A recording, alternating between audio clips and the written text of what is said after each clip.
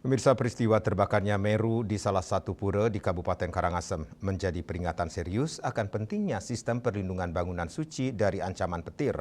Kejadian tersebut mendorong perlunya evaluasi menyeluruh terhadap sistem penangkal petir yang selama ini digunakan, khususnya pada bangunan pura yang memiliki struktur tinggi.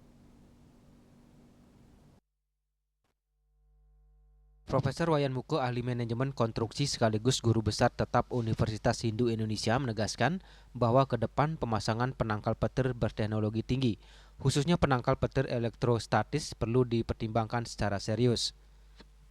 Menurutnya, teknologi ini memiliki keunggulan signifikan dibandingkan penangkal petir konvensional. Penangkal petir elektrostatis memiliki jangkauan perlindungan yang jauh lebih luas. Satu unit alat dapat melindungi area hingga ratusan meter dari titik pemasangan, sehingga sangat efektif untuk kawasan pura dengan areal yang luas.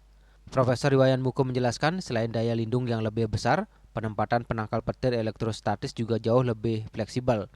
Alat ini dapat dipasang di berbagai titik strategis tanpa harus mengganggu estetika maupun kesucian bangunan pura.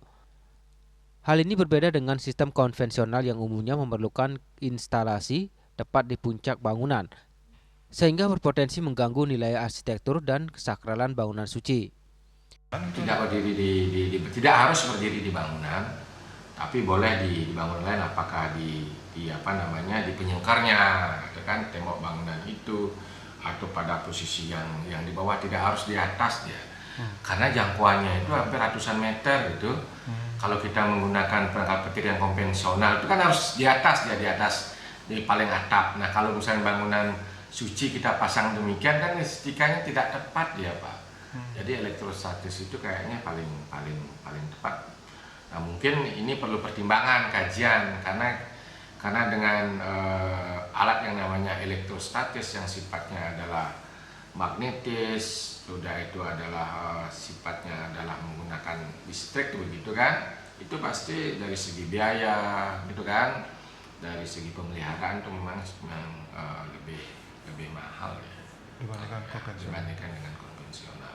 Tapi untuk kebutuhan yang sifatnya adalah tempat-tempat khusus, saya kira ini perlu dipertimbangkan dengan menggunakan penangkal petir yang sifatnya adalah teknologinya sudah bagus. Profesor Iwayan Muko berharap pasca kejadian ini pengelola pura, desa adat, serta pemerintah daerah dapat lebih proaktif dalam penerapan teknologi perlindungan modern yang selaras dengan kearifan lokal. Dengan langkah tersebut, resiko kerusakan bangunan suci akibat sambaran petir dapat diminimalkan, sekaligus menjaga warisan spiritual dan budaya agar tetap lestari. Yana, Bali TV.